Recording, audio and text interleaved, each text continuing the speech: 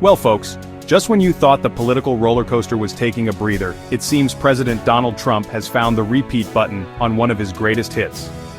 On Wednesday, June 4, 2025, the announcement dropped. A brand new travel ban is in town. This new directive is set to kick in at 12:01 a.m. on Monday, June 9, 2025. The administration is framing this as a crucial step for national security, a familiar tune for those who remember Trump's first term. The United States is tightening its borders once again, and a specific list of countries is about to find travel to the U.S. a lot more complicated. The timing of the announcement, just days before it takes effect, is also noteworthy. Imagine you're from one of these countries, maybe you have a visa, maybe you were planning a trip. Suddenly your plans are thrown into complete disarray. This kind of abrupt policy change has real-world consequences for ordinary people. Will this new ban be a carbon copy of the old ones, or are there new twists in this revived saga? Get ready for the discussions, the protests, and the inevitable legal wrangling. So, who exactly made it onto this exclusive, or rather exclusionary list? According to the announcement, citizens from a dozen countries will face a complete ban on visiting the United States. The countries facing the full stop sign are Afghanistan, Myanmar, Chad, the Republic of Congo, Equatorial Guinea, Eritrea, Haiti, Iran, Libya, Somalia, Sudan, and Yemen.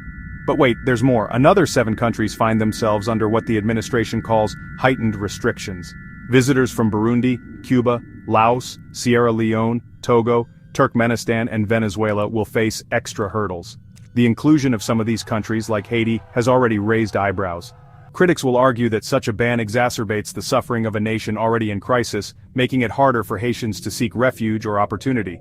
For countries like Iran, Libya, Somalia, Sudan, and Yemen, this feels like a return to a not-so-distant past, as they were on Trump's first-term ban list. The impact on families, students, and professionals from these nations who have ties to the U.S. will be immediate and profound.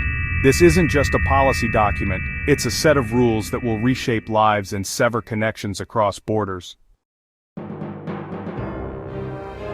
President Trump and his team have laid out several reasons for this sweeping new travel ban, framing it primarily as a matter of national security. The official line is that these measures are necessary to protect the United States and its people from potential threats. Some targeted countries have deficient screening and vetting processes. Another key justification is visa overstays. High rates of individuals from certain countries overstay their visas.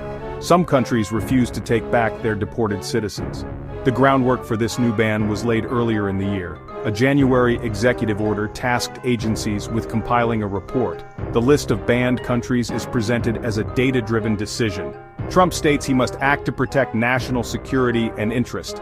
The debate over security versus openness is front and center. In a move that added a dramatic and immediate context to the new travel ban, President Trump released a social media video shortly after the announcement.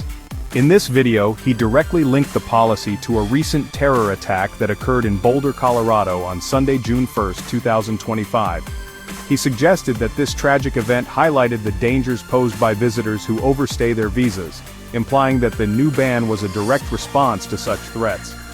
Interestingly, the suspect in the Boulder attack is reportedly from Egypt. Now here's the kicker. Egypt is not on the new list of 12 banned countries, nor is it among the 7 facing heightened restrictions. According to the Department of Homeland Security, the Boulder suspect had indeed overstayed a tourist visa. This detail creates a somewhat awkward situation for the administration's narrative. This specific linkage to the Boulder attack, despite the mismatch in the suspect's nationality and the ban list, serves to heighten public anxiety and rally support for the new restrictions. For supporters of the president, this will be seen as strong leadership, taking necessary steps to protect the country.